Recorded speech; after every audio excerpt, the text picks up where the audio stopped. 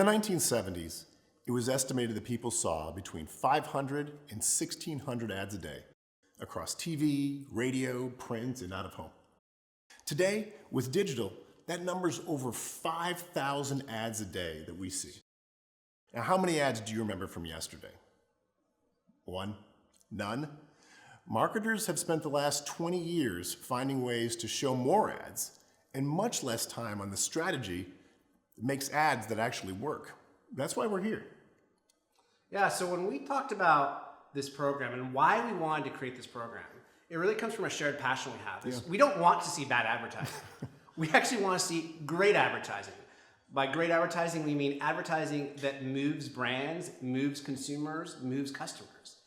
To do that, we want to make you great strategists. We want to help you cut through all of these demands on consumers' time and make advertisements that actually do matter. It's a hard task. It's not easy. A lot of people can't do it. But we're going to accomplish this by giving you tools and cases that give you insight into effective communications.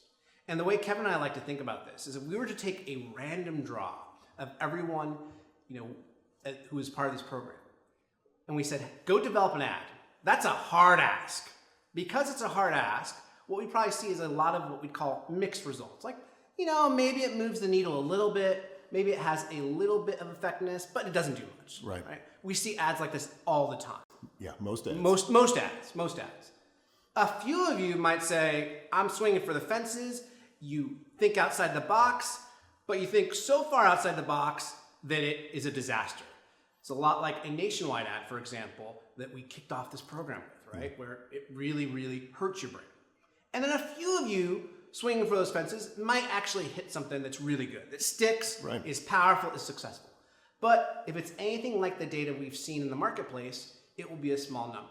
In fact, not only is it anecdotal examples from the marketplace, but academic researchers have cataloged advertising looking at its effectiveness.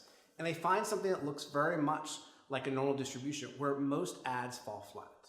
So that might sound like a case of despair, but despair not. What we have found through our course and teaching at Kellogg is we're able to shift this curve. We're able to transform our students from having mixed to unsuccessful ads to primarily successful ads. Indeed, in our time together, you're going to see examples where the advertising came from our students. Yeah. They did it, and it was massively successful. Now, you might see this current slide and say, what is this? This, if you're not familiar with, is a Rorschach test. It's an ink blot. It is meant to be a projective test. So I could ask Kevin, what do you think? I see two moths riding on horses. Right, so he sees two moths riding on horses. You might be seeing this and say, I have no idea how he got that. I see something very different. That's the beauty of the test, is that it was meant to be a test for psychologists to evaluate what was on people's minds. Now, you might be saying, okay, so it's a Rorschach test. Okay, it's an ink blot. Why is this of relevance to this program? Kevin, why is this relevant to us as strategists? Well, here's the problem. A lot of times when we're reviewing advertising, the creative team will show the ad, they'll go around the room and say, hey, what do you think of this ad? And you're like, oh, I like it. The next person says, oh, I don't like it. The next person says, I kind of like it. That's not very helpful. There's way too much ambiguity in that. And I think like that ambiguity persists even when you say, well, let's evaluate it then. Mm-hmm. Right? So I go, okay, let me go ahead and collect some metrics. And I go to Kevin and I say, okay, Kevin, what metrics did we collect and was successful? It was successful. I had several likes. So several likes, that could be successful. Or maybe it got picked up by a local news station. And here's the problem, that if you don't approach advertising the right way, it seems like a projective test, which means there are no right or wrong answers, and therefore you can never be accountable for failure. Right. That's not the position you want to be in.